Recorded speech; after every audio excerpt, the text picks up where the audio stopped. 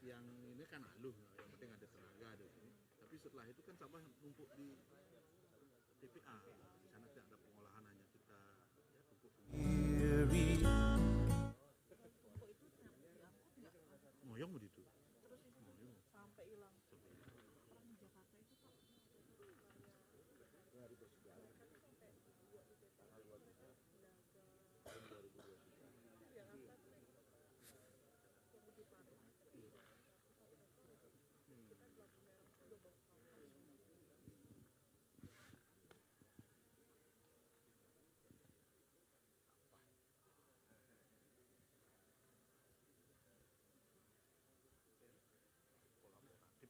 Harus kolaboratif. Iya benar. Oh. Sekarang kan PR-nya masih UMKM nih, setelah UMKM sampah. Pak PJ kan lagi semangat-semangatnya ngomong UMKM ya Pak. Tapi UMKM kemudian ada kajian masih. Hah? Oh, coba belum ada.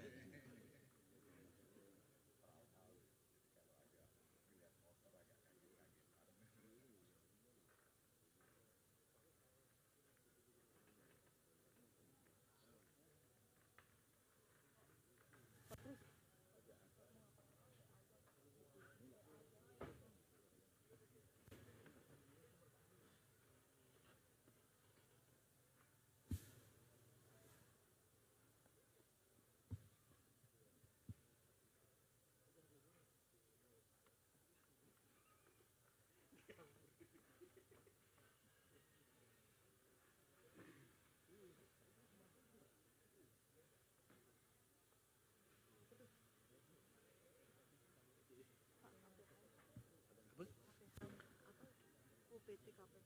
KPH Bali Utara. Ya, KPH ya, pengelola hutan itu apa? KPH apa Pak ya? Kantor pengelola hutan ya. Kantor pengelola hutan.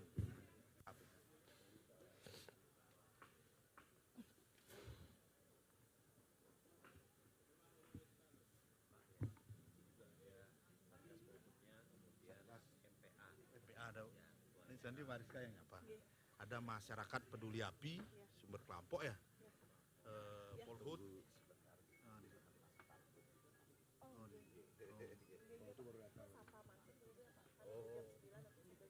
Oh, gitu.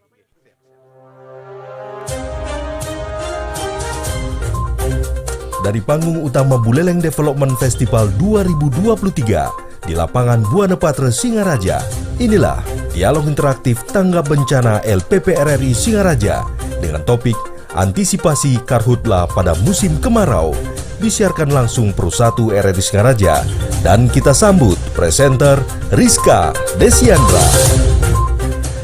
Baik, Om Swastiastu.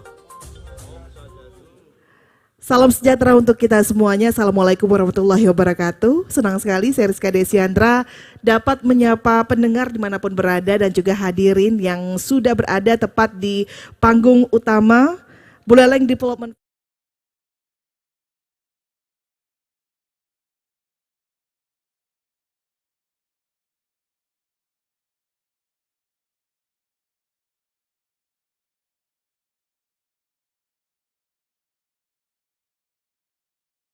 Anda untuk berbincang terkait dengan apa yang sebenarnya terjadi dengan hutan kita. Di tengah musim kemarau, potensi kebakaran bisa saja terjadi, terutama di Buleleng yang juga mempunyai hamparan yang tidak sedikit untuk hutan dan juga beberapa daerah-daerah yang berpotensi terjadinya kebakaran. Lantas, apa yang harus kita lakukan sebagai masyarakat Kabupaten Buleleng, kemudian sebagai yang menggunakan juga hutan tersebut begitu ya, agar tidak terjadi hal-hal yang tanpa. Saya ingin tahu seperti apa sebenarnya kondisi hutan Bali Utara saat ini, Pak Gunawan. Silakan. Oke.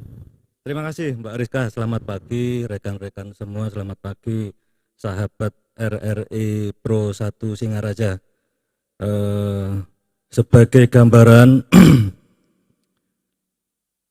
UPT KPH Bali Utara untuk sekilas ini sesuai SK Menteri tahun 2018, luas wilayahnya adalah 37.000 hektar.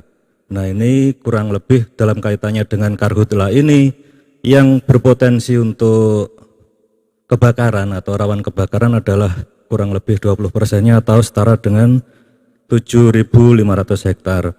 Dan yang Jadi hari ini kami juga bersama dengan Ketua MPA kami, Pak Putu, kemudian Ketua Regu Pemadam Kebakaran Taman Nasional Bali Barat, Pak Wayan. Nah ini baru 2 hari yang lalu ini patroli, teman-teman ini, patroli untuk melakukan pencegahan kebakaran. Kemudian kami juga tentu berkoordinasi dengan BPBD dan para pihak terkait lainnya. Dan selain itu kami juga mempersiapkan nih peralatan-peralatan kami. Jadi di musim kemarau ini kami di awal sudah keluarkan itu namanya mobil tangki air, kemudian pompa kami cek, kemudian peralatan-peralatan non mekanik kami ada cangkul, sekop, gepiok, kemudian jet shooter itu dikeluarkan, dilakukan persiapan. Apel siaga ini masih kami rencanakan, nanti tentu bersama dengan BPBD dan Pak Kadis Damkar, dan juga tentu dengan teman-teman dari KPH dan juga kepala desa dan masyarakat di sana. Biasanya 2 tahun sebelum pandemi ya Pak Kades ya, Pak Mekau kami melaksanakan apel siaga di Palengkong, jadi persis di lokasi kejadian. Nah itu kami lakukan apel siaga untuk mengecek kesiapan semuanya. Kalau untuk wisatawan ya, untuk wisatawan di Taman Nasional sudah ada pemandu. Pemandu karena di bawah ini kami, di bawah binaan kami, sertifikasi juga kami keluarkan, ya mereka juga sudah mengerti bagaimana mengantisipasi bahaya kebakaran. Kemudian IPPA, pengusaha IPPA yang saya sebutkan seperti PT Trimbawan, mereka juga punya regu dalkarhut, punya peralatan dalkarhut juga. Jadi itu antisipasi yang kami lakukan. Baik, berarti langkah-langkah antisipasi sudah dilakukan ya Pak ya. Bahkan juga untuk patroli juga terus dilakukan dari Taman Nasional Bali Barat. Nah kali ini kepada yang sangat berperan untuk bisa mengantisipasi adanya karhutla begitu ya. Dan juga saya ingin tahu upaya hulu dan hilirnya akan seperti apa dari Damkar untuk bisa menekan angka kebakaran hutan di Kabupaten Buleleng, karena memang hamparannya luas sekali Pak Subur. Silakan Pak Subur. Baik, terima kasih atas kesempatan yang berbahagia. Om Swastiastu, yang saya hormati Pak Kepala Pelaksana BPBD, kemudian Pak Ngurah dari Taman Nasional, kemudian pejabat baru sekalian perkenalan KPH Bali Utara ya. Pak Mekal biar tahu juga. Kemudian Pak Mekal yang mulia, Pak Sekdes, Bapak Ibu semua yang hadir pada kesempatan yang berbahagia ini, terkait apa yang disampaikan tadi oleh Mbak Sinta, bagaimana pola penanganan damkar dari hulu ke hilir. Kebetulan kami sebelum di damkar, kami setelah mempelajari, walaupun kami di kepala PMD, Pemberdayaan Masyarakat Desa, kami selalu berhadapan dengan api juga. Karena kebetulan lahan hutan desa yang diberikan oleh pemerintah pusat kepada desa, itu kami selalu pantau. Karena tugas kami, sehingga harapan kita ke depan, jadi dengan diberikannya izin kepada desa, harapan kita semua tidak terjadi kebakaran hutan. Ini sebenarnya tujuannya. Sehingga izin kita proses dulu waktu DPMD, sehingga harapan kita dengan potensi yang ada di desa dapat dikelola dengan desa sehingga menjadi sumber pendapatan bagi desa. Itu sebenarnya hulunya. Kemudian hilirnya, sudah orang tentu ini tanggung jawab kita bersama. Ya, kita himbau kepada seluruh masyarakat yang ada di kabupaten yang berbatasan dengan hutan, hendaknya ya harus peduli. Ya, peduli. Kemudian kita juga di Damkar sudah membentuk tiap desa ada namanya relawan. Ya, ada relawan kebakaran yang sudah dibentuk, yang sudah ber-SK kepala desa, dan ini sudah kita latih juga di beberapa baru tahap pelatihan kebakaran rumah tangga, belum ke hutan. Karena pola penanganan kebakaran di hutan berbeda. Kalau kita ngomong hulu hilir, Jadi perlakuan bentang alam, ya situasi dan kondisi, medan yang sangat curam dan susah, ini juga perlu penanganan yang berbeda. Tidak seperti pola penanganan apabila terjadi kebakaran rumah dan sebagainya. Jadi minimal teman-teman di pengelola hutan desa Pak Mekel, karena kami berjibaku dulu waktu tugas di Kalimantan, waktu Bukit Soeharto kebakaran, kami sudah jadi petugas dulu di situ Pak. Jadi bagaimana kita bisa mensterilkan lokasi yang sudah kebakaran, biarin. Jangan digarap itu. Tak karena kita mematikan apinya itu kita nggak tahu apinya makin melebar aja. Maka perlu diisolasi. Ini pola-pola penanganan yang harus dilakukan. Kemudian di situ ada pohon yang masih hidup yang kira-kira kita buat sekat supaya api nggak melebar. Nah jadi apapun yang ada di situ kalau kita bawa air ke hutan itu kan nggak mungkin. Nyari air aja susah kan gitu. Jadi pola-pola konvensional yang kita harus lakukan, ya, membawa dahan yang hidup, kita pukul-pukul apinya, atau mungkin isolasi, yang sudah kebakar biarkan saja. Nah itu yang pola-pola yang harus dilakukan, tinggal nanti secara strategi kita akan lakukan, bagaimana dengan KPH Bali Utara, dengan desa dan sebagainya, sehingga apabila terjadi kebakaran hutan tidak melebar. Nah sasaran kami di Dinas Pemadam Kebakaran, kami ingin menyelamatkan apabila terjadi kebakaran jangan sampai terjadi korban jiwa, korban ternak dan sebagainya. Karena di situ ada mungkin ternak sapi, ya di situ ada semak belukar. Hendaknya ini harus diwaspadai oleh desa yang ada di daerah perbatasan bersiko kebakaran. Jadi hendaknya bagaimana kita membuat sekat isolasi, mesti sekitar kandang dibersihkan lah. Jangan sampai ada semak yang kering yang memajukan kebakaran. Yang kedua, masyarakat pada umumnya tatkala musim kemarau yang punya kebun jati, emang sengaja dibakar. Karena supaya ada les bilangnya. Ya, sengaja dibakar. Masa dilarang? Jadi bagaimanapun juga petani pohon jati ini juga harus membuat isolasi. Jangan sampai di situ ada rumah ya berdampak kena angin dan sebagainya, ini harus diantisipasi. Jadi beberapa hal yang perlu menjadi perhatian, pertama adalah kepedulian kita dulu. Ya, kepedulian seluruh masyarakat yang ada di daerah rawan ini penting bagi kita, sehingga ya kadang-kadang tatkala ada api ditonton, baru dipoto, ya nggak dilakukan tindakan. Ya, tindakannya apa? Menginformasikan kepada kadus yang terdekat kan gitu, Pak ada kebakaran, itu masih kecil kan gitu. Ini informasi ini penting, yang kadang-kadang ditonton, baru di-share. Seolah-olah kita nih, ya bayangin Kabupaten Buleleng dari timur ke barat, damkar ya dengan personil yang begitu sangat terbatas kan. Nah sehingga kita siasati dengan relawan. Jadi relawan ini berperan, tatkala ada informasi lebih awal, contoh kemarin kebakaran di Bukit Korsi.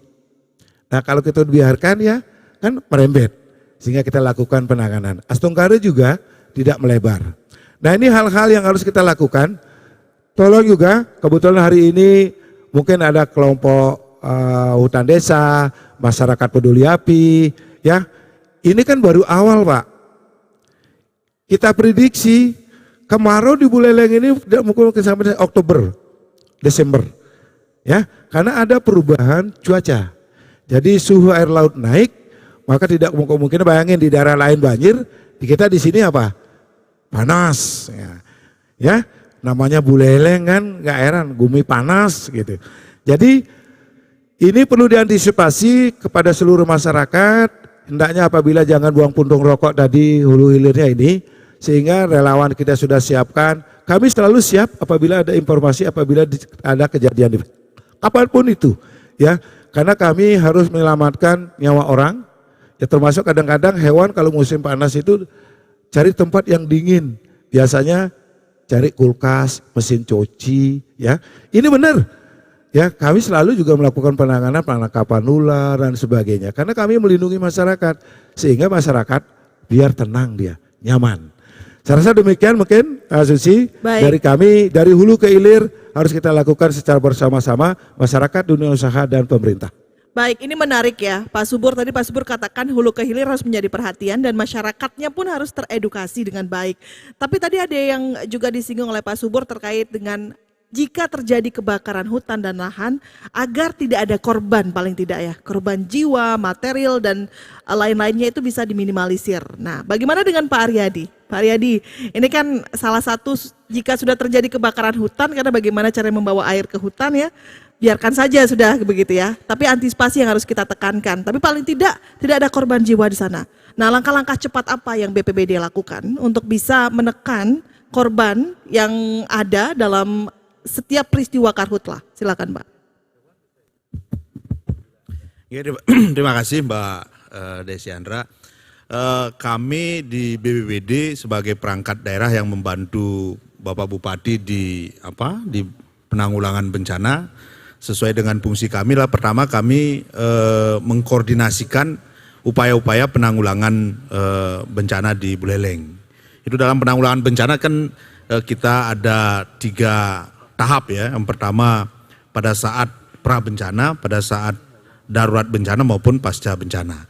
Di posisi saat ini belum terjadi bencana ya, di posisi pra bencana seperti ini, kami di BPBD langkah-langkah yang dilaksanakan yang pertama itu terkait dengan kebakaran hutan dan lahan, inilah kami mengkoordinasikannya dengan BMKG terkait dengan informasi cuaca.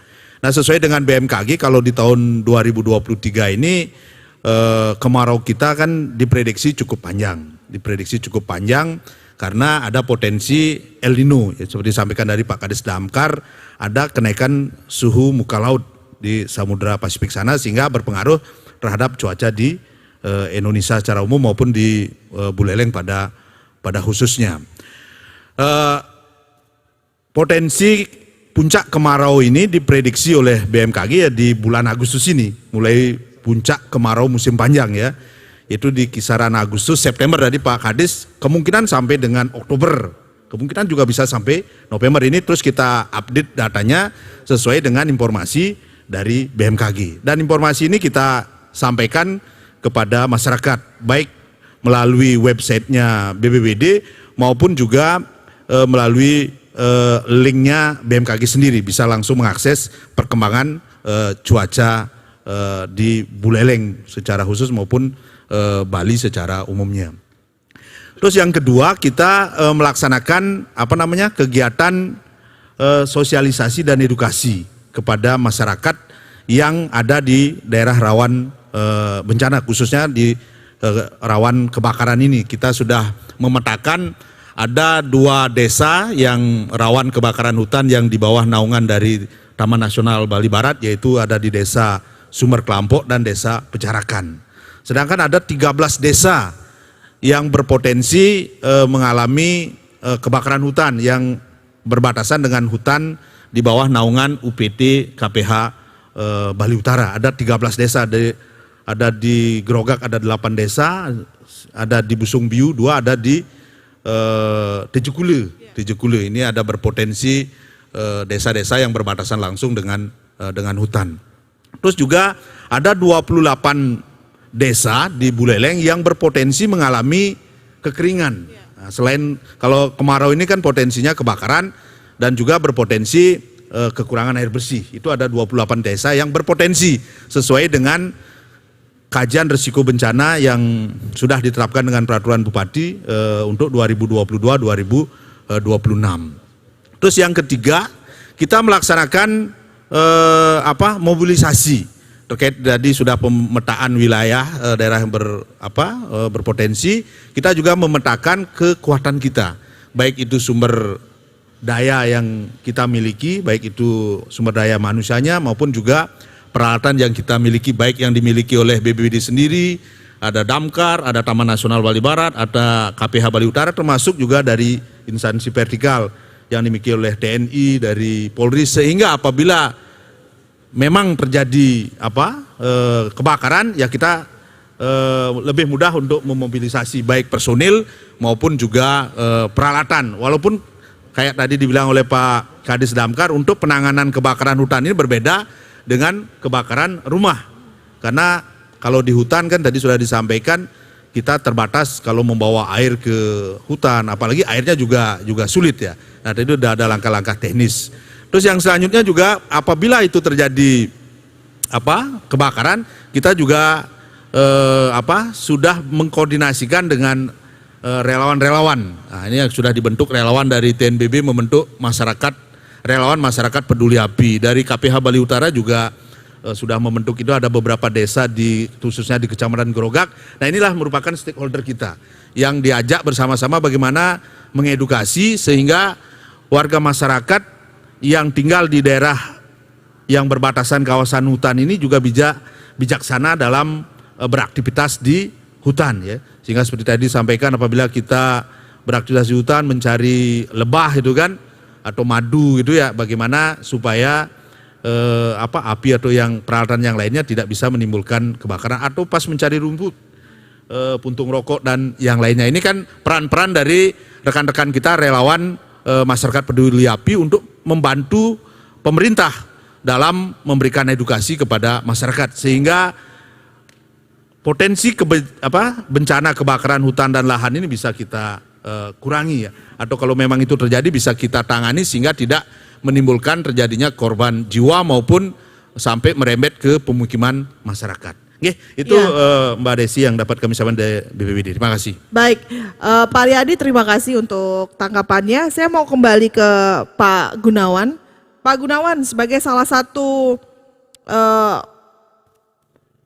orang yang memang sudah bergelut dengan hutan ya sejauh ini Pak. Di Bali Utara laporan-laporan semacam apa saja yang sudah diterima oleh kantor pengelola hutan terkait dengan kondisi hutan kita saat ini, terutama dari masyarakat. Karena di sini juga kita berbicara terkait dengan masyarakat harus tahu literasi tentang antisipasi karhutla ini sendiri. Silakan Pak Gunawan. Oke, makasih Mbak Rizka. Jadi saya cerita sedikit ke belakang. Beberapa langkah-langkah antisipatif dari KPH Bali Utara itu antara lain kan kita membentuk posko siaga karhutla.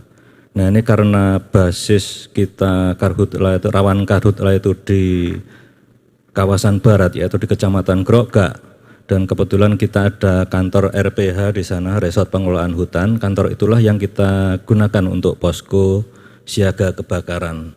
Itu melibatkan personil-personil intern kehutanan ditambah dengan regu-regu MPA. Jadi kita juga punya MPA seperti halnya Taman Nasional, kita juga punya MPA, Masyarakat Peduli Api.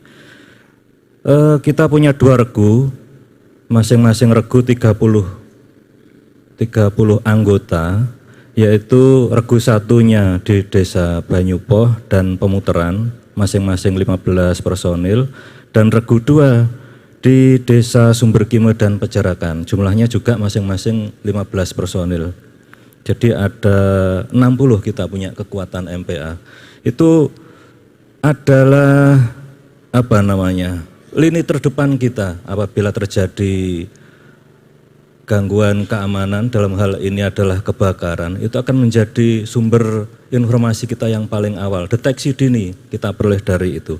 Ditambah lagi KPH Bali Utara memiliki mitra-mitra kerja, yaitu dalam hal pengelolaan kita memiliki atau memberikan izin pemanfaatan. Ada 37 pemegang izin kita yang berupa kelompok tani ataupun badan usaha, BUMDes dan sebagainya, PT kita juga ada. Itu adalah kekuatan kita untuk mendapatkan informasi dan deteksi dini. Kita mewanti-wanti kepada semua mitra-mitra kita tadi agar dalam pengelolaannya tetap memperhatikan asas-asas lestari. Dan terkait dengan ini, bulan-bulan krisis untuk kebakaran ini kita agar mereka itu dalam melaksanakan pengelolaan kawasan itu waspada, menghindari hal-hal yang bisa menjadi pemicu kebakaran. Suatu misal dalam melaksanakan agroforestry atau pertanian, dihindarkan sekali pengolahan dengan bakar. Itu adalah hal yang luar biasa, bisa mengakibatkan kebakaran. Pemicu awal seringkali terjadi dari pengolahan lahan dengan menggunakan pembakaran, dan itu kita wanti-wanti, kita larang keras mereka untuk melakukan itu. Jadi itu kemudian patroli, kita juga melakukan patroli rutin, personil-personil kita yang walaupun terbatas tapi bisa kita kita jadwalkan untuk secara rutin tiap hari mengadakan patroli. Juga melalui sosialisasi kepada masyarakat sekitar hutan, melalui media massa. Terus teman-teman di Polhut kita juga ada salah satu kegiatannya anjang sana ke rumah-rumah itu sambil berpesan tentang kelestarian, dalam hal ini adalah kebakaran itu. Papan-papan peringatan di mana area-area yang rawan itu juga kita kasih papan-papan peringatan bahwa area ini adalah area rawan kebakaran, dilarang buang puntung rokok dan sebagainya. Itu upaya-upaya kita di lapangan. Jadi itu Mbak Rizka, kami juga dalam kesempatan ini ingin mengapresiasi teman-teman MPA, teman-teman perhutanan sosial. Terkhusus kemarin yang sukses teman-teman dari Pemuteran ketika ada kebakaran di Bukit Kursi, mereka adalah ujung tombak di samping bapak-bapak kita dari BPBD, Damkar, TNI, Polri. Tapi yang paling utama apresiasi adalah kepada masyarakat sekitar itu, MPA. Kemudian kemarin teman-teman LPHD dan MPA Sumber Kime bisa mengantisipasi secara cepat. Baru terbakar karena segera diketahui akhirnya tidak sempat melebar. Baru kisaran ukuran setengah hektar sudah bisa terkendali. Dan itu mereka bisa langsung memberikan pembinaan. Jadi itu adalah saya pandang adalah suatu kearifan walaupun diketahui ada kecurigaan lah terhadap seseorang. Nah itu dengan arif mereka membina agar tidak mengulangi di kemudian hari. Saya kira itu Mbak Rizka. Baik, terima kasih Pak Gunawan. Kalau itu tadi di sekitar hutan yang ada di Bali Utara, kalau TNBB bagaimana Pak? Permasalahan apa yang sering muncul dan sering ditangani dan sering diterima juga begitu pada saat kita memperhatikan lokasi dan juga kawasan Taman Nasional Bali Barat? Silakan Bapak Ngurah. Penyebab kebakaran itu kan ada dua itu, faktor alam dan faktor manusia. Nah faktor alam itu hanya 1%, tapi manusia itu 99%. Manusia pun ada dua, faktor manusia itu ada dua, sengaja dan tidak sengaja.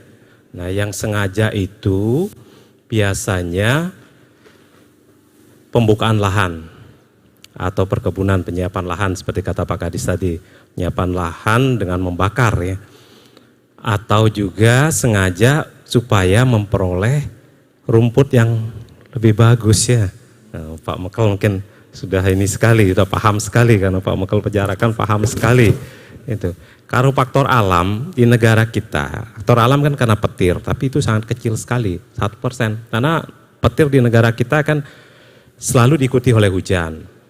Kemudian gesekan, ranting, secara teori itu juga sangat kecil sekali kata ahli kebakaran.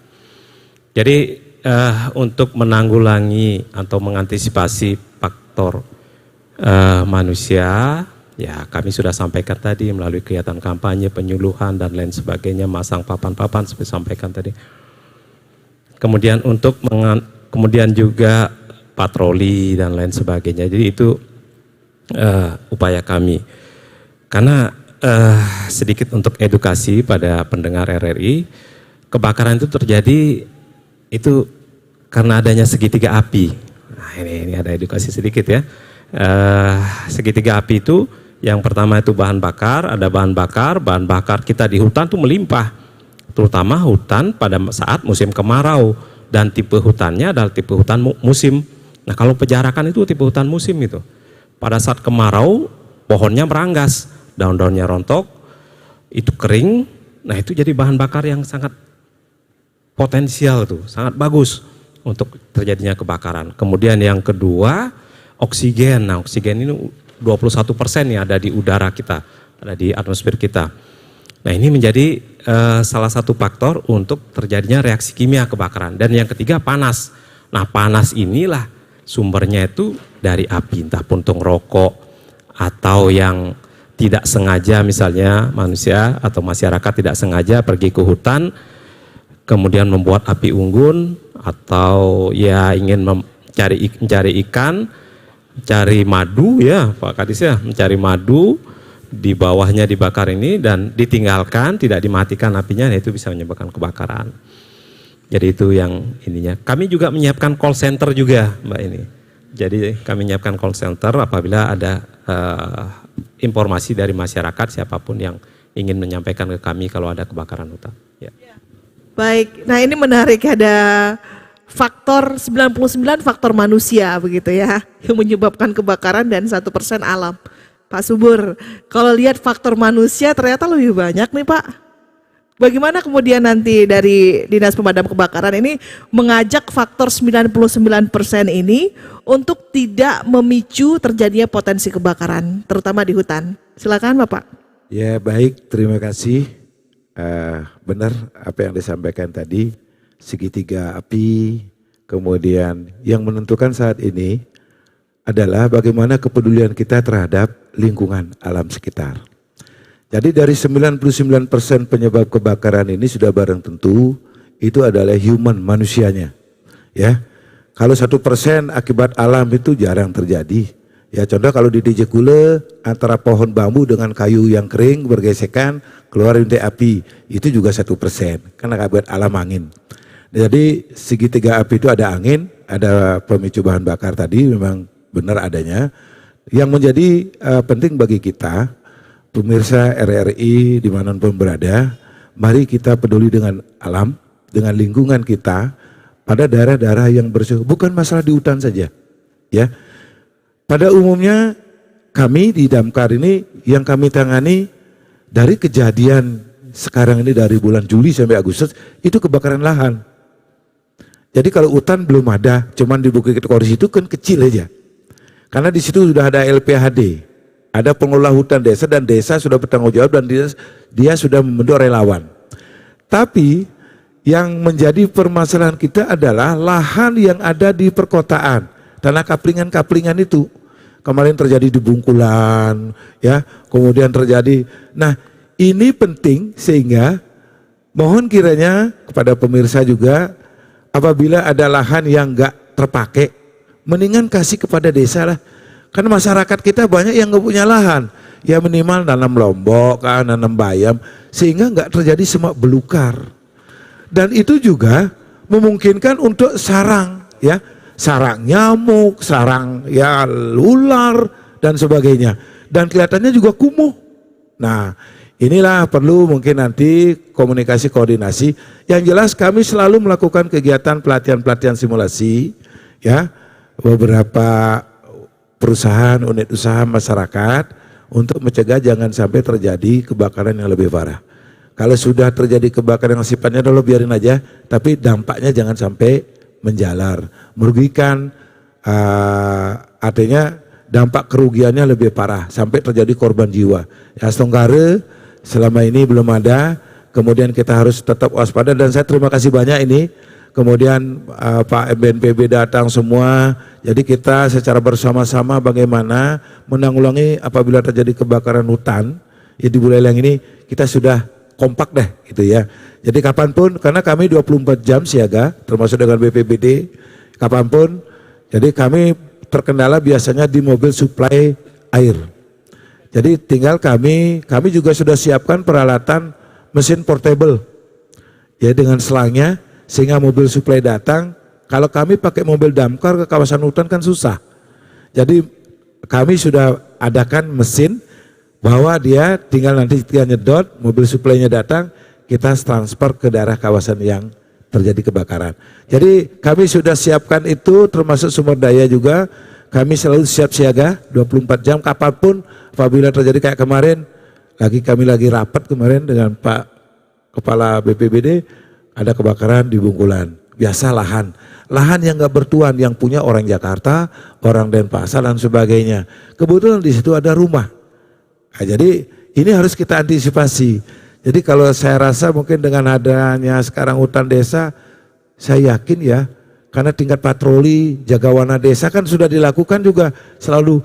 Karena tatkala ada orang bakar-bakar diperingatin sama LPHD-nya, jangan bakar, dia bilang itu.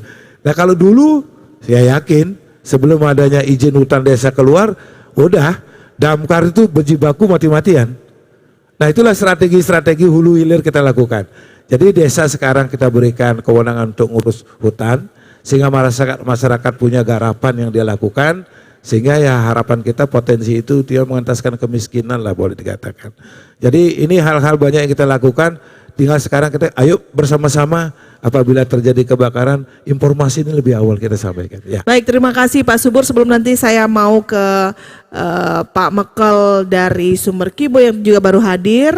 Kemudian ada Pak Mekel Pejarakan yang daerahnya juga merupakan salah satu daerah yang sangat berpotensi terjadinya karhutla ini. Nanti kita akan dengarkan. Tapi sebelumnya saya mau kembali ke Pak Aryadi. Pak Aryadi, kalau kita lihat tadi kan memang beberapa hal penting untuk dilakukan untuk mengantisipasi. Tapi bagaimana jika sudah terjadi begitu? Apakah masyarakat kita sudah semuanya siap, sudah semuanya tahu jika terjadi karhutla apa yang harus mereka lakukan, Pak? Karena kan BPBD mempunyai fungsi juga selain dalam penanganan, kemudian memberikan menanamkan edukasi begitu kepada masyarakat agar siap menghadapi bencana, kemudian salah satunya karhutla misalnya, Pak. Silakan Pak Aryadi. Oke, terima kasih Mbak Desi ya. Kalau sumpama terjadi kebakaran hutan ya, seperti topografi kita, kalau kita padamkan apinya itu dengan peralatan, nah ini kan sesuai dengan alat yang kita miliki ini kan tidak bisa ya, karena topografi hutan kita berbukit dan jauh-jauh dari perbatasan jangkauan kita. Langkah yang kita laksanakan apabila terjadi kebakaran hutan lah bagaimana kita bersama warga masyarakat terutama para relawan ini membuat penyekatan api. Artinya apinya ini supaya tidak menjalar atau sampai mengenai pemukiman warga maupun juga fasilitas fasilitas publik, seperti kalau di kawasan hutan di Kecamatan Geroga kan ada pura atau mungkin juga ada fasilitas-fasilitas sembahyangan yang lain. Nah inilah yang kita amankan ya, sehingga api itu tidak sampai menjalar atau masuk ke fasilitas publik itu, ke pura tempat ibadah atau ke rumah penduduk. Nah apinya yang di hutan ya kita pantau saja karena keterbatasan peralatan yang kita miliki, dan kita selalu standby siaga seperti kemarin pengalaman di Batu Kursi kemarin di bulan Juli kemarin ya, kita petugas semua standby di kawasan pura bukit di pura pemutaran ya, di bawah ada mobil water cannon, mobil damkar, kami juga di BPBD dari KPH Bali Utara dengan RPH semua, termasuk juga Pak Mekel dan juga relawan ada di lapangan saat itu memantau sehingga api tidak sampai menjalar ke pemukiman. Terus yang kedua, apabila saat ini kan kondisi tidak terjadi kebakaran. Tadi disampaikan bahwa penyebab kebakaran itu kan hampir 99% disebabkan oleh manusia. Nah, oleh karena itu bagaimana kita bersama-sama memberikan edukasi pemahaman kepada warga masyarakat yang tinggal berbatasan dengan hutan ini supaya menjaga hutannya sehingga hutan ini bisa memberikan suatu manfaat untuk meningkatkan kesejahteraan masyarakat. Salah satu tadi kebijakan pemerintah adalah memberikan kewenangan kepada desa untuk mengelola hutan itu sendiri. Sehingga Pak Mekel bersama stakeholder yang ada di desa bersama-sama untuk memberikan arahan kepada masyarakat yang beraktivitas di kawasan hutan supaya hutannya ini dijaga supaya tidak terjadi kebakaran dan bisa bermanfaat untuk meningkatkan pendapatan atau kesejahteraan masyarakat. Seperti contoh, silakan mencari rumput di hutan, tetapi ya dipeliharalah rumputnya ini. Atau silakan mencari madu dengan peralatan yang dimiliki, tetapi ya dijaga supaya tidak terjadi sisa-sisa api yang digunakan dulu dipadamkan. Jangan ditinggalkan begitu saja sehingga bisa menimbulkan kebakaran. Begitu juga tadi disinggung, karena di Gerogak ada areal hutan jati seperti kan biasanya ada juga areal kawasan rumput itu kan, kalau seumpama di musim kemarau dibakar sehingga saat musim hujan rumputnya tumbuh subur. Nanti Pak Mekel yang menceritakan itu karena beliau lebih paham. Sehingga daerah Grogak ini kan daerahnya petaninya ini kan peternak semua. Artinya di samping bercocok tanam juga memiliki banyak ternak, hampir punya 10 ekor, 20 ekor. Ini sumber makan sapinya ini ada di hutan. Nah inilah bagaimana bersama-sama memberikan penyuluhan, edukasi sehingga masyarakat yang berbatasan dengan hutan ini bisa menjaga hutannya dan hutannya ini bisa bermanfaat untuk meningkatkan kesejahteraan masyarakat. Baik, terima kasih, nah ini juga menjadi perhatian kita ya Pak Riyadi ya, bagaimana juga peran masyarakat ini untuk menjaga hutannya. Dan nanti kita akan undang, mohon waktunya dan izin untuk Pak Mekel dari Penjarakan, kemudian Pak Mekel Sumberkime, dan juga audiens lainnya. Kita juga ingin tahu bagaimana kondisi hutannya saat ini.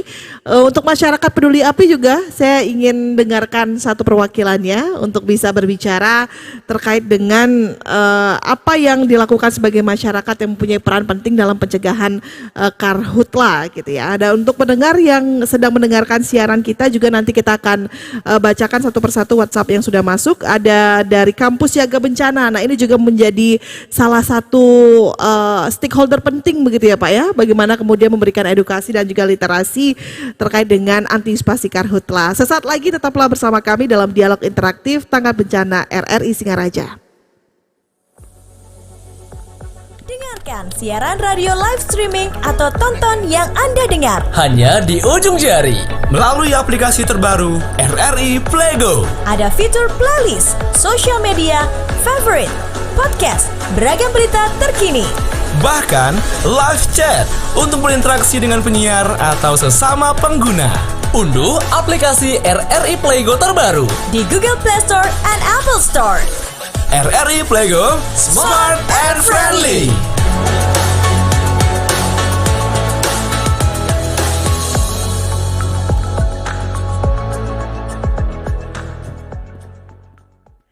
Ya pendengar, terima kasih Anda masih bersama kami, masih bersama saya Rizka Desiandra. Tentunya kita masih dalam dialog interaktif Tanggap Bencana LPP RRI Singaraja. Terima kasih untuk Anda yang masih mendengarkan siaran kami dan masih dalam suasana yang cukup meriah memperingati HUT kemerdekaan RI yang ke-78. Saat ini kita sudah berada di panggung utama Buleleng Development Festival dan kita akan mendengarkan bagaimana hadirin di lapangan ini memberikan atensinya terkait dengan antisipasi karhutla di daerahnya masing-masing. Tapi sebelum kita sapa audiens, saya mau dengar semangatnya sekali lagi nih untuk yang baru datang di siang hari ini. Selamat datang untuk para hadirin. Kita dengarkan tepuk tangannya bersama ya. Luar biasa, semangat sekali karena memang harus semangat ya Pak Riyadi ya. Bagaimanapun juga masyarakat harus mempunyai semangat yang sama dan senada selaras untuk bisa berbicara dan juga bisa menjawab tantangan karhutla tentunya di Buleleng di Bali Utara. Pertama-tama saya mau ke Pak Mekel Penjarakan, mohon izin Pak Mekel minta waktunya begitu ya terkait dengan bagaimana kondisi, tadi juga beberapa kali dimention Penjarakan dengan kondisi alam yang luar biasa tentunya dan juga potensi-potensi yang bisa terjadi yaitu kebakaran hutan dan lahan. Ada rumput-rumput juga di sana. Haruskah kita mengorbankan kepentingan yang lain untuk bisa mendapatkan rumput yang baik di Penjarakan? Nah, ini bagaimana Pak Mekel tanggapannya? Baik, terima kasih atas waktu yang diberikan pada kami selaku Kepala Desa di Desa Penjarakan. Namun sebelumnya izinkan Titiang memperkenalkan diri terlebih dahulu sebelum acara ini akan kami lanjutkan. Nama Imadi Astawa, Perbekal Desa Penjarakan, Kecamatan Grogak, Kabupaten Buleleng. Para narasumber, ya utamanya dari Kepala Polisi Resort Hutan Bali Utara, Bapak Gun telah hadir di tengah-tengah kita. Dari Kepala Balai Taman Nasional Bali Barat, Pak Agus Krisna, terus dari Bapak Kadis, Pemadam Kebakaran dari Bapak Madi Subur, dan rekan kami juga pernah menjabat di Kecamatan Grogak, Bapak Camat selaku Kepala BPBD ya Kabupaten Buleleng Pak Putu Aryadi selaku narasumber pada pagi menjelang siang ini terkait dengan dialog interaktif tanggap darurat bencana kebakaran yang ada di kawasan hutan. Jadi rekan kami seluruh para pejabat OPD dari Damkar dan OPD lain, Bapak Mekel atau yang mewakili, relawan ya peduli api yang telah terbentuk di seluruh jajaran Kabupaten Buleleng. Pertama-tama izinkan Titian juga menyampaikan apresiasi atas kegiatan yang telah dilaksanakan live streaming ya di YouTube, di RRI Singaraja, juga pemirsa dimanapun Anda berada. Jadi sangat tertarik ya apa yang telah disampaikan para narasumber terkait dengan bagaimana mengantisipasi ya mengedukasi masyarakat di mana di wilayah kami khususnya di Kecamatan Grogak memang lahannya cukup kering. Lahan juga berjauhan antara posisi keberadaan masyarakat dengan posisi keberadaan hutan di kawasan hutan negara. Jadi pertama kami sampaikan terima kasih juga Bapak Kepala Resort Polisi Hutan telah memberikan kesempatan kepada masyarakat kami melalui pengelola hutan desa yang sebelumnya hutan HPT terbatas Pak. Yaitu dari tahun 2010 ibaratnya tahun 1999 tahun 2000 ya itu telah terjadi masyarakat masuk kawasan hutan dengan tata cara bagaimanapun masyarakat kami berusaha untuk bersama-sama memasuki hutan dalam rangka upaya untuk kesejahteraannya mereka. Dan itu pun SK dari Dinas Kehutanan Provinsi Bali yang diberikan sampai dengan tahun 2010. Nah, pada saat itu juga telah berakhir 10 tahun di kawasan yang sudah sedemikian rupa ditata kelola oleh RPH, ditata kelola oleh masyarakat, diberikan kekuasaan 10 tahun masyarakat kami untuk masuk. Astungkare alhamdulillah itu merupakan barokah buat rekan-rekan kami, masyarakat kami sehingga mereka hidup bersama-sama dalam memelihara hutan. Dengan konsep yang terlebih dahulu kami sampaikan hutan lestari, masyarakat sejahtera, itu yang pertama. Nah setelah berakhir masa percobaan HPT, hak lola hutan produksi terbatas, dari berakhirnya tahun 2010 itu mandek Pak, mandek sampai dengan tahun ke tahun. Kita upayakan, kita dorong kepala desa yang sebelum kami menjabat itu untuk mengajukan perpanjangan hak untuk melindungi hak-hak masyarakat yang sudah kadung masuk ke kawasan hutan.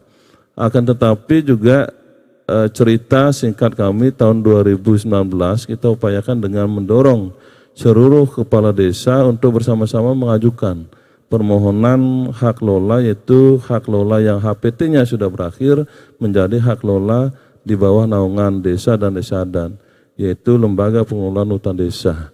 Dan itu telah terpenuhi Astungkare tanggal 5 Juni 2020 sudah seyogianya Kementerian Lingkungan Hidup memberikan hak kekuasaan dengan SK Men LHK itu bersama-sama memberikan hak lola selama 35 tahun.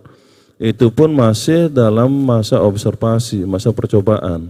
5 tahun dalam hak lolanya harus membuat rencana tata kelola. Itu rencana tata kelola hutan yang sudah kadung itu sudah dirubah menjadi lembaga hutan desa. Jadi harapan kami sudah dikembangkan, di situ ada dibuat rencana kerja juga, rencana kerja tindak lanjut terkait yang pertama hak lola dibuat KUPS Pak. Nah, kelompok usaha perhutanan sosial.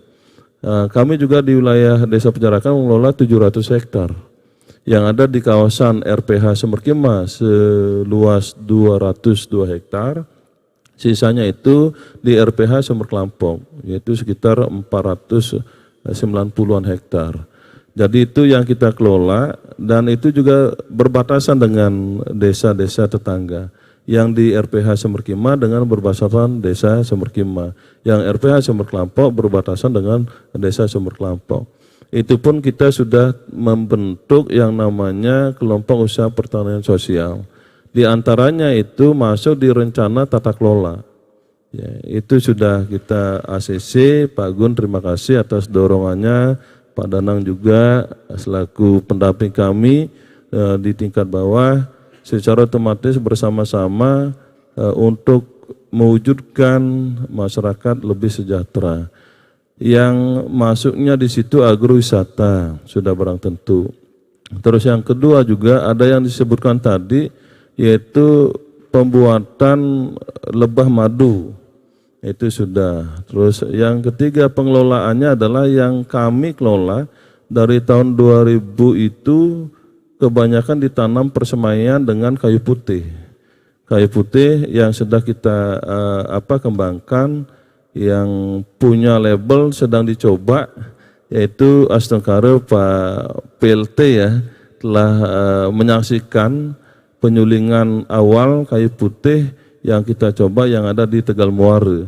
Nah, luasannya kayu putih itu hampir ratusan hektar yang masih hidup, yang masih berkembang. Ketika itu tidak dimanfaatkan secara otomatis, hutannya tetap lestari tapi bukan memberikan feedback kepada masyarakat dengan konsep hutan lestari masyarakat sejahtera. Bagaimana kita petik daunnya, kita suling menjadi minyak kayu putih asli dengan kadar yang sudah kita dicoba, yaitu dengan BP POM yang ada di Denpasar.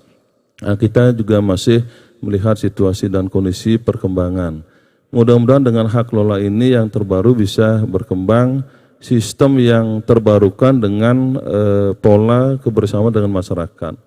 Yang berikutnya juga terkait dengan pengamanan. Ya. Dalam SK tersebut sudah bersama-sama memiliki tanggung jawab mengawasi dari mana faktor yang pertama adalah sistem kebakaran yang muncul.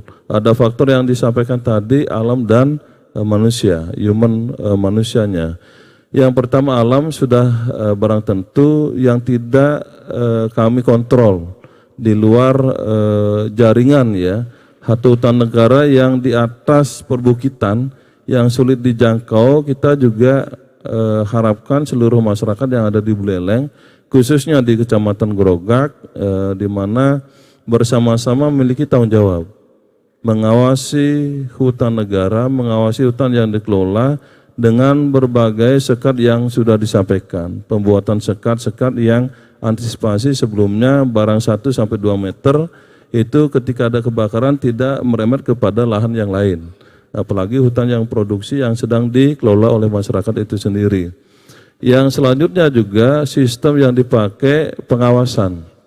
Kita bentuk dalam LPHD itu ada jagawana. Selain juga MPA, ya relawan peduli api. Kita juga harapkan jagawana ini selain juga melakukan patroli secara rutin, secara otomatis kami mengharapkan juga melihat situasi bagi masyarakat yang memanfaatkan hutannya, rabasan-rabasan kecil, tidak mengupayakan pembakaran hutan. Karena salah satunya di SK itu sudah disebutkan tidak boleh melakukan pelanggaran di kawasan hutan. Salah satunya dengan membakar. Walaupun sedikit, kumpulan-kumpulan akan menjadi sebuah percikan api yang besar. Nah, ini kita upayakan edukasi kepada kelompok-kelompok KTH, kelompok tani hutan. Selanjutnya ada KUPS di wilayah Kecamatan Grogak. Dan khususnya di kawasan TNBB, terima kasih Pak Agus Krisna. Pola di kawasan kami karena desa penyangga itu merupakan kawasan yang rawan. Pernah terjadi yang mana masyarakat kami juga kalau dibilang manusianya berulah karena dia memiliki fungsi. Kalau merokok di kawasan hutan harus mematikan dulu sebelum membuang puntung rokoknya. Karena ini bisa mengakibatkan juga human manusianya yang di situ. Begitu dia kelupaan, lalai, membuang tumpukan di dalam tumpukan kompos yang tadi daunan yang berguguran di pada saat kemarau bisa terjadi. Ya, bisa terjadi itu menyebabkan kebakaran hutan. Akan tetapi di kawasan suci kami juga ada kawasan cuci yang namanya Purusakti. Dengan adanya kawasan cuci Purusakti dan adanya juga berbagai pura-pura yang muncul di kawasan TNBB Astungkare, sehingga sampai saat ini belum, ya mudah-mudahan tidak terjadi, belum terjadi kebakaran. Baik. Ya. Ya, terima kasih Baik, Pak terima kasih, Kepala Bu. Desa. Iya. Luar biasa sekali ya, langkah-langkahnya sudah dilakukan secara komprehensif dari pencegahan, pengawasan, kemudian juga bagaimana melakukan yang baik untuk antisipasi karhutla di Panjarakan. Terima kasih Pak Mekel. Saya mau Baik, ke terima kasih, ya. Bapak dari Mekel Sumber Kime yang juga sudah hadir ya, salah satu yang mempunyai potensi kebakaran hutan dan lahan yang lumayan tinggi. Bagaimana untuk upaya-upaya antisipasi yang dilakukan di daerah Sumber Kime, Pak? Silakan Pak Mekel. Baik, terima kasih atas waktunya. Om Swastiastu. Assalamualaikum warahmatullahi wabarakatuh dan selamat siang. Langsung saja yang terhormat Bapak dan Ibu yang ada di depan sebagai narasumber dan begitu juga para undangan yang telah hadir pada hari ini. Kami dari Perbekal Desa Sumerkimah, pertama izinkan kami memperkenalkan diri. Nama saya Inengah Wirta, selaku Perbekal Desa Sumerkimah, Kecamatan Grogak. Dan kebetulan pada hari ini kami juga dapat undangan beserta mengajak MPA. Ada sekitar 4 orang yang bisa kami ajak ke sini langsung pakai seragam MPA, Masyarakat Peduli Api, yang pernah dilatih oleh dari KPH Bali Utara. Terima kasih. Nah, terkait dengan keberadaan hutan yang ada di wilayah Desa Sumerkimah, kebetulan kami juga sudah mendapatkan hak kelola yang sebelumnya menjadi hutan produksi, dan kami sudah mohonkan melalui LPHD Desa Sumerkimah kepada Kementerian Kehutanan. Tahun 2019 sudah keluar SK untuk pengelolaan hutan produksi menjadi hutan desa, itu seluas kurang lebih 276 hektar. Nah, terkait dengan keberadaan hutan tersebut yang sebelum kami kelola menjadi hutan desa, itu sudah boleh dikatakan menjadi langganan kebakaran setiap tahun. Dan saya pastikan itu di setiap sasih ketiga atau di bulan 8, bulan 9 itu pasti terjadi kebakaran. Dan bahkan habis seluruh hutan yang ada di Sumerkimah, terkhusus hutan produksi itu, karena di sana berpotensi rawan kebakaran karena banyak rumput-rumput yang kering di musim bulan 8 dan bulan 9. Nah, begitu ada titik api langsung sudah menjalar ke seluruh sehingga habis. Nah, sehingga kami sempat sebutkan hutan kami itu atau perbukitan, karena kondisinya perbukitan, itu kami sebut namanya Bukit Tridatu karena mempunyai 3 warna. Di musim hujan bisa berwarna hijau, di musim kering warna merah, habis merah hitam karena habis kebakar. Nah, itu namanya Bukit Tridatu, sehingga terkenal bukit kami itu sekarang, yang kami rubah sekarang menjadi MULS atau Munduk Lingkar Sumerkimah setelah kami kelola menjadi hutan desa. Nah, terus setelah kami mendapatkan SK, mendapatkan kewenangan dalam pengelolaan hutan tersebut, nah kami sudah membentuk yang namanya KUPS. KUPS ada 3 KUPS yang memanfaatkan lokasi tersebut, karena kami pilah menjadi 3 lokasi. Timur yang berbatasan langsung dengan hutan desa Pemutaran, tengah itu pas di perbukitan, dan barat itu berbatasan langsung dengan hutan desa Penjarakan. Dan di sisi timur itu lahannya produktif, bisa dimanfaatkan untuk sebagai lahan pertanian, dan yang di barat juga sama produktif, bisa dijadikan lahan pertanian. Cuman yang di tengah saja karena konstruksinya perbukitan itu kita luangkan menjadi potensi objek wisata, dan kami sekarang sudah giat-giatnya untuk mengembangkan pariwisata di Bukit MULS. Dan bahkan di top up-nya atau di puncaknya kita udah bikin yang berupa open stage untuk pertunjukan-pertunjukan budaya yang kita miliki di Desa Sumerkimah. Dan juga di bawahnya itu sudah kita kerjasamakan dengan pihak ketiga, tetapi yang menjadi pengelola adalah LPHD kami. Itu kita sudah buat yang namanya kayak glamping tempat penginapan, tetapi bangunannya sesuai dengan lingkungan, tidak ada istilah bangunan permanen, tetapi sistem bangunannya adalah pakai bangunan alami, pakai kayu. Nah, Astungkare ini sudah mulai kita buka, dan kebetulan baru kita bangun 4 unit, dan kebetulan terus sampai sekarang masih full ada tamunya. Dan kemarin kita sudah melakukan Lastas Makuhurip, Ampure Pak Danang, belum kita sempat undang ya, nanti grand openingnya baru kita undang. Terus terkait dengan antisipasi kebakaran, kita sudah mempunyai MPA, terus kita bekerja sama dengan seluruh anggota KUPS yang ada, karena kita udah buat komitmen, kita udah buat kesepakatan bersama KUPS semuanya, terkhusus yang menggarap lahan-lahan di hutan desa itu mempunyai tugas atau kewajiban di saat ada potensi kebakaran atau ada titik api, itu harus kita sigap langsung. Kita punya grup WA, kita informasikan di grup WA, langsung sigap semuanya turun. Dan kebetulan juga di penyanding kami perbatasan dengan hutan desa dan tanah milik itu ada perusahaan yang namanya PT Sumber Kimahil yang mempunyai joglo-joglo atau villa. Nah, Astunggara dia juga ikut bekerja sama, karena kalau terjadi kebakaran tamunya pasti komplain. Nah, berkat itu begitu ada potensi kebakaran, anak buahnya atau karyawannya digerahkan semua naik ke atas. Kita gabung bersama MPA, bersama KUPS untuk memadamkan kebakaran tersebut. Nah, sehingga sampai saat ini Astunggara, alhamdulillah kebakaran itu bisa kita minimalisir atau bisa kita tekan, sehingga tidak terjadi lagi kebakaran seperti yang kemarin-kemarin sampai menghabiskan total hutan kami, tidak. Nah, memang betul masyarakat kami basis sebagai petani, sebagai peternak, dan sumber lahan untuk mendapatkan pakan ternak itu adalah ada di hutan. Nah, ini juga ada pro kontra memang sebenarnya. Ada yang pinginnya lahan itu bersih sehingga di musim hujan tumbuh rumput dengan subur dan gampang untuk menyabit, karena duri-duri semak-semak itu habis, sehingga gampang untuk mencari rumput. Dan ada juga yang keberatan kalau itu dibakar, karena di musim kemarau rumput-rumput kering itu masih bisa dimanfaatkan untuk pakan ternak, namanya pakan kering di musim sekarang ini. Nah, ini pro kontra ini. Nah, sehingga karena kita adalah sudah diberikan kewenangan dalam pengelolaan hutan desa ini untuk dimanfaatkan sebesar-besarnya untuk kesejahteraan masyarakat, kami tegaskan sudah, barang siapa yang sampai macam-macam melakukan pembakaran, baik itu dia melakukan pembakaran di lahan garapannya, ini juga berpotensi akan menjalar ke lahan yang lain. Nah, sering kami lakukan peneguran dan bahkan pemanggilan. Kita kasih peringatan, kalau sekali lagi melakukan tindakan seperti itu, tidak segan-segan, kami bisa langsung tindak lanjut. Tidak lagi diselesaikan di desa, tapi bahkan kita akan sampaikan ke yang lebih berwenang. Nah, sehingga berkat itu masyarakat mulai merasa takut, dan Astunggara ya sampai sekarang tidak lagi ada kebakaran. Baik. Begitu situasinya di Desa Sumber Kimahil. Terima kasih, Pak Mokto, luar biasa. Ada pro dan kontra juga ini terkait dengan kondisi hutannya di sana seperti apa begitu.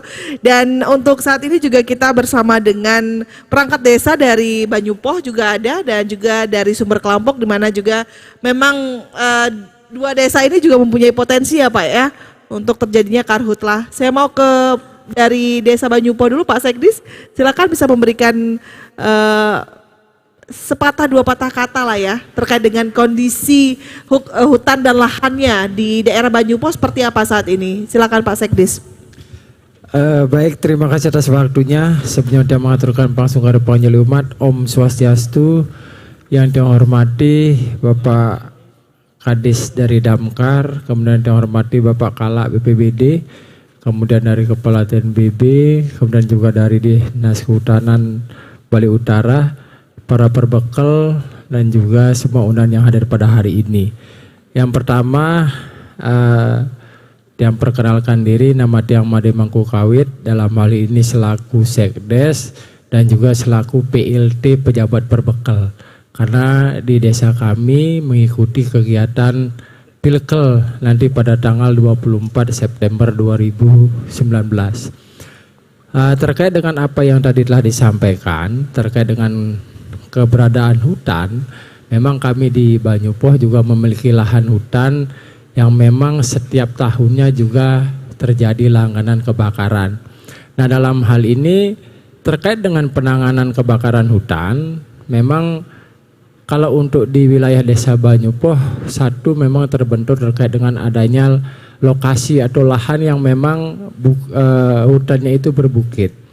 Dan kemudian yang kedua, terkait dengan pengelolaan hutan yang tadi disampaikan oleh Pak Kadis Damkar, memang kami juga di Banyupoh diberikan izin untuk pengelolaan hutan, yaitu LPHD itu.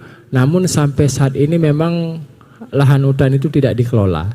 Nah, kenapa tidak dikelola? Itu disebabkan yang pertama karena lokasi hutan yang diberikan izin itu sulit terjangkau. Karena itu berada di lereng sebelah selatan. Sedangkan untuk daerah hutan yang memang selama ini sering dimanfaatkan oleh warga untuk pakan ternak, saat ini sudah menjadi wilayah pengelolaan PT yang memang juga memiliki izin dari Kementerian Kehutanan. Karena dalam hal ini terkait dengan lahan tersebut, lahan hutan itu memang kita ketahui bersama bahwa izinnya memang dikeluarkan dari pusat. Kita dari desa kan tidak bisa untuk menuntut itu, karena dalam hal ini apa yang kami mohon itu juga persetujuannya dari kementerian, karena itu yang dikeluarkan kita terima, tetapi kita juga tidak bisa mengelola. Karena seperti yang sampaikan, jangankan untuk dikelola, kita jangkau saja tempatnya itu sulit. Karena berada di lereng sebelah selatan dari gunung yang ada di Gunung Kertekawat. Nah, sehingga sampai saat ini izin saja yang kami bisa pegang, namun tindak lanjutnya tidak bisa dilakukan.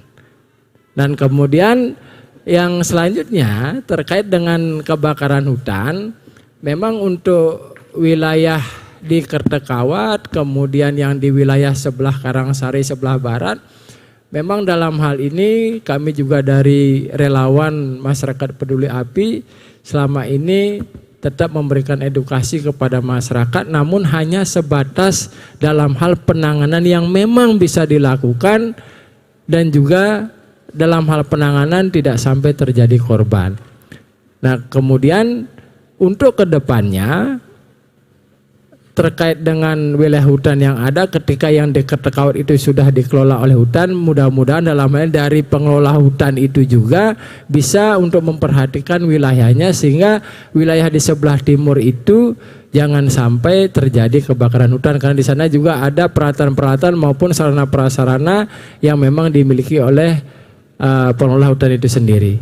Nah, kemudian yang terakhir, dalam hal ini juga secara umum, baik itu di Banyu-Pom maupun wilayah Grogak secara umum, selain dengan adanya kebakaran hutan, dalam hal ini yang perlu juga diantisipasi adalah terkait dengan pembalakan liar. Karena dalam hal ini ketika terjadi pembalakan liar, sudah pasti kepedulian masyarakat itu terhadap bencana yang ada di hutan pasti akan mengurang. Nah, sehingga ini juga perlu diedukasi dari seluruh elemen yang memang memiliki kewenangan, memiliki kebijakan, sehingga hutan yang selama ini kita miliki itu bisa terpelihara dengan baik, sehingga juga dapat bermanfaat bagi seluruh warga masyarakat. Mungkin itu yang dapat yang sampaikan. Apabila di dalam hal penyampaian Tiang ada sesuatu hal yang kurang berkenan, Tiang mohon maaf, dan Tiang tutup dengan para mesanti. Om Santi Santi Santi Om. Sukses semua. Baik, terima kasih Pak Sekdes. Ini juga menarik begitu ya, bagaimana kemudian izin sudah di tangan tapi pengelolaannya juga tidak bisa dimaksimalkan begitu. Nah, ini semoga menjadi perhatian juga dari pemerintah pusat dan bisa menjadi salah satu tolak ukur juga ya Pak ya, bagaimana kemudian memberikan kewenangan kepada pihak desa untuk bisa mengolah hutan. Untuk di Sumber Kelampok bagaimana Pak untuk kondisi hutannya dan lahannya saat ini? Silakan Bapak, dengan Bapak siapa sebelumnya? Terima kasih atas waktunya. Om Swastiastu. Langsung saja nih yang terhormat kepada Bapak undangan dan narasumber. Saya dari Sumber Kelampok, dari staf desa, karena Pak Mekel tidak bisa hadir, dia yang diutus untuk mengantar relawan damkarnya Bu. Itu. Untuk kondisi Sumber Kelampok saat ini artinya untuk rawan bencana, untuk kebakaran artinya tidak begitu dampak sekali gitu, artinya paling yang di Sagarupa gitu, itu yang mungkin agak rawan. Tapi desa sudah bekerjasama dengan Kelian Desa Adat, setiap pemedek artinya dihimbau untuk artinya membuang puntung rokok sembarangan sudah dihimbau juga. Dan kita desa juga bekerjasama dengan LPAD. Artinya LPAD juga untuk pecalang LPAD, artinya apabila ada kebakaran artinya dimanapun, umpama di wilayah LPAD atau di wilayah Taman Nasional, artinya cepat dia menginformasikan kalau memang ada bencana seperti itu.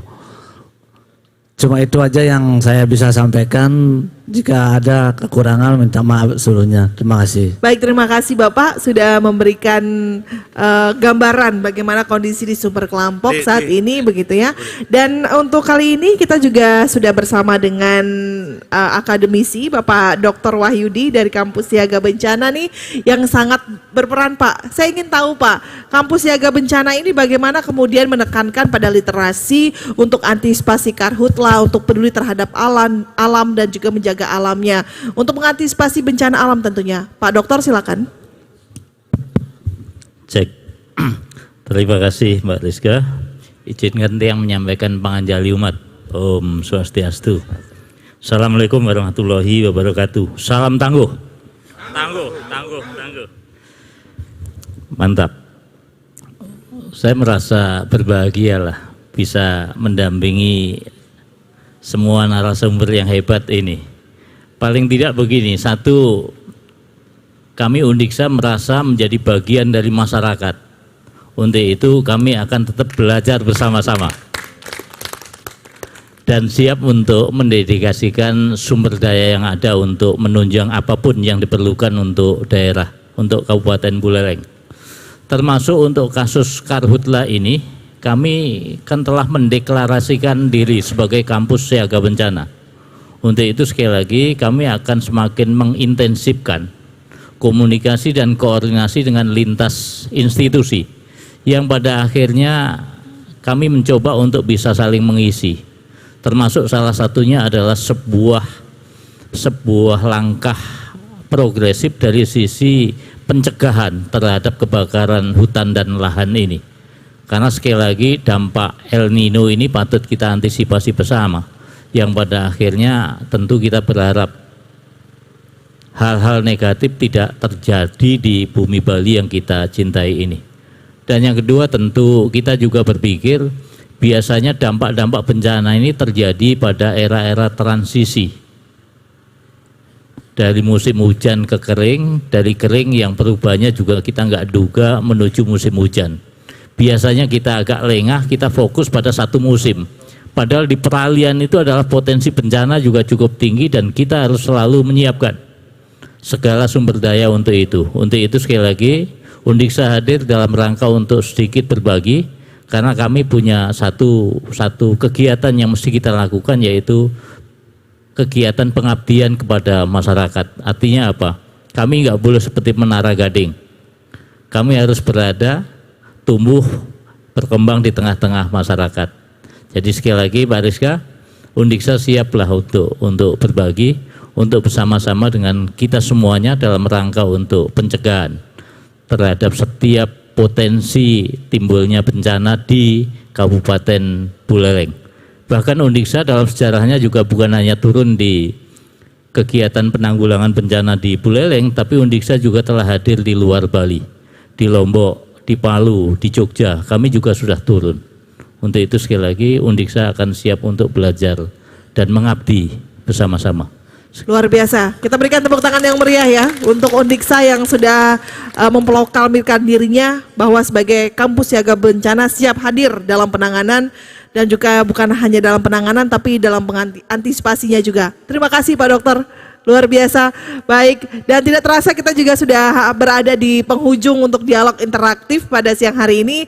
Namun sebelum saya tutup, pendengar dan juga hadirin yang hadir di lapangan Buana Patra di siang hari ini, kita akan dengarkan closing statement dari keempat narasumber kita, mendengarkan berbagai aspirasi, kemudian apa yang kemudian terjadi kondisi hutan dan juga lahan di daerah desanya masing-masing ini, apa yang kemudian menjadi closing statement untuk bisa kita jadikan pegangan sebagai masyarakat Kabupaten Buleleng dalam mengantisipasi karhutla yang bisa saja terjadi kapan saja, termasuk di musim kemarau ini. Dari Pak Gunawan mungkin bisa memulai, silakan Pak Gunawan bisa memberikan closing statement. Oke, terima kasih Mbak Rizka. Dalam kesempatan ini kami mengajak kepada masyarakat Buleleng khususnya, mari kita jaga hutan, mari kita bebaskan hutan dan lahan kita dari api. Silakan menghubungi kami apabila melihat atau ada tanda-tanda kebakaran hutan, bisa mengontak ke kantor kami atau ke nomor 0833869424 24 jam demi kelestarian kami siap. Luar biasa, terima kasih Pak Gunawan ya. Mari kita selamatkan hutan kita dari api. Dari Pak Ngurah, silakan. Apa yang menjadi closing statement dari Taman Nasional Bali Utara? Silakan Ya. Pak. Bali Barat ya. Bali Barat ya.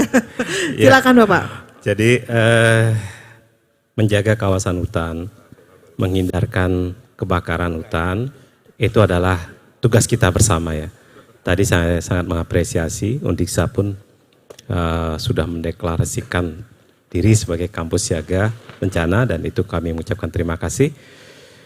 Demikian juga Pak Mekel, teman-teman masyarakat peduli api, Dinas Kebakaran, kemudian BNPB, itu kita harus bersama-sama untuk mengantisipasi kebakaran hutan. Kita sudah punya pengalaman yang buruk yang tidak ingin kita ulangi lagi.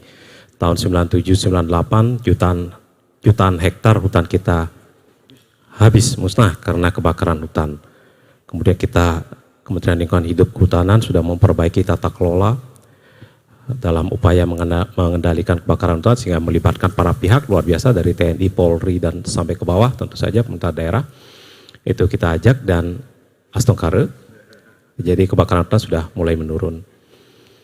Jadi kalau tahun 2022 kemarin kebakaran hutan itu 206 ribu hektar ya. Jadi ini sudah angka yang sangat rendah. Kebakaran hutan itu akan berdampak kepada kita semua, kepada masyarakat. Jadi dampak ekonomi sudah kita rasakan kalau ada kebakaran hutan, perekonomian terganggu, kemudian dampak kesehatan juga, penyakit ISPA, kemudian dampak keanekaragaman hayati kita hilang, loss, dan dampak perubahan iklim tentu saja karena kebakaran hutan ini akan melepaskan karbon, menambah emisi gas rumah kaca. Kalau sudah terjadi perubahan iklim, ini Pak Kadis baru bisik-bisik udah 4 kali tidak panen cengkeh, ya karena iklim berubah, harusnya musim hujan tapi musim panas, musim hujan. Kasihan masyarakat petani kita. Mari kita jaga sama-sama kawasan hutan kita, hindarkan atau cegah terjadinya kebakaran hutan. Terima kasih. Baik, terima kasih Pak Agung dari Taman Nasional Bali Barat ya, luar biasa. Mari kita jaga untuk hutan kita. Demi siapa kalau bukan demi kita juga ya Pak ya. Pak Kadis, silakan. Bagaimana closing statementnya Pak? Baik, terima kasih pemirsa dimanapun berada, RRI dapat terpantau. Kami ingin mengajak kepada pemirsa, pendengar semua, pertama pentingnya hutan, ya. Karena terus terang saja kita antisipasi kenapa punya ide mohon hutan desa dulu waktu jadi Kadis PMD, karena Buleleng ini 10 tahun lagi akan bisa menjadi air mata. Karena sumber air di hutan itu, tatkala kita nggak cepat tanggulangi maka udah kita kan di Buleleng kesusahan air. Tatkala kita biarkan ke depan menjadi air mata, tinggal nangis saja udah nggak ada air. Karena 80% tubuh kita, ya 80% itu dari air. Nah, oleh karena demikian kepada pemirsa kemudian pendengar dimanapun berada, kita coba untuk jangan sampai terjadi kebakaran hutan, janganlah bermain api, kan gitu. Jadi kalau bermain api berbahaya, tapi api asmara perlu. Demikian. Luar biasa, terima kasih Pak Subur ya. Pak Subur yang paling suka bermain dengan api tapi dia tidak lupa membawa airnya. Terima kasih untuk Pak Subur Kadis Damkar di Kabupaten Buleleng. Terakhir Pak Aryadi Pribadi dari BPBD Kabupaten Buleleng, silakan Pak, apa yang menjadi closing statement? Oke, pada kesempatan ini kami mengajak kepada seluruh masyarakat Buleleng, pemirsa Radio Republik Indonesia dimanapun berada, bulan Agustus, bulan September ini adalah puncak musim kemarau kita di Kabupaten Buleleng. Ayo kita tetap waspada, tetap siaga terkait dengan potensi kebakaran hutan. Kita tetap pantau perkembangan cuaca melalui situs resmi dari BMKG atau bisa melalui website BPBD sehingga kita mengetahui perkembangan cuaca di Buleleng maupun di Provinsi Bali. Dan yang terakhir, saya mengajak kepada seluruh masyarakat untuk tetap bijaksana dalam mengelola hutan, dalam menjaga hutan, sehingga hutan kita ini bisa kita kelola, bermanfaat, dan bisa meningkatkan untuk kesejahteraan masyarakat kita semua. Terima kasih. Baik, terima kasih Pak Aryadi Pribadi sudah memberikan closing statement-nya. Sekali lagi saya ucapkan terima kasih untuk narasumber Bapak Putu Aryadi Pribadi SSTP MAP Kalaksa BPBD Kabupaten Buleleng, Bapak Imade Subur SH dari Kadis Damkar Kabupaten Buleleng. Terima kasih Pak Kadis. Kemudian juga ada Bapak Kepala Bali TNBB, Bapak DRH Agus Ngurah Krisna Kepakisan MSI. Terima kasih Bapak. Dan juga ada Bapak Fungsional Muda UPT KFH, maksud kami KPH Bali Utara, Gunawan Setiono. Terima kasih Pak Gunawan, luar biasa sekali. Dan terima kasih para hadirin yang sudah hadir, Pak Mekel, dan juga dari akademisi dan juga dari masyarakat peduli api, luar biasa ya, dedikasi dan juga loyalitasnya untuk memadamkan karhutla tentunya di Kabupaten Buleleng. Dan sebelum saya tutup pendengar, satu yang menarik adalah tadi disampaikan juga oleh narasumber kita bahwa mirisnya 99% karhutla yang terjadi adalah karena ulah manusia. Hanya 1% ulah alam begitu ya, karena alam begitu. Jadi apa yang harus kita lakukan sebagai masyarakat yang akan menikmati hutan itu sendiri adalah menjaga hutan kita. Mari selamatkan hutan dan lahan kita dari api. Jangan pernah bermain api jika tidak tahu cara memadamkannya. Saya Rizka Desiandra, terima kasih untuk atensi Anda dan saya tutup untuk dialog interaktif tanggap bencana LPP RRI Singaraja. Selamat siang, sampai jumpa kembali ke studio RRI Singaraja. Baik, hadirin mohon izin untuk para undangan dan juga Pak Mekel, masyarakat peduli api, kita mendokumentasikan kegiatan ini. Bisa mungkin berdiri di belakang kita untuk Pak Kadis narasumber. Ya, silakan untuk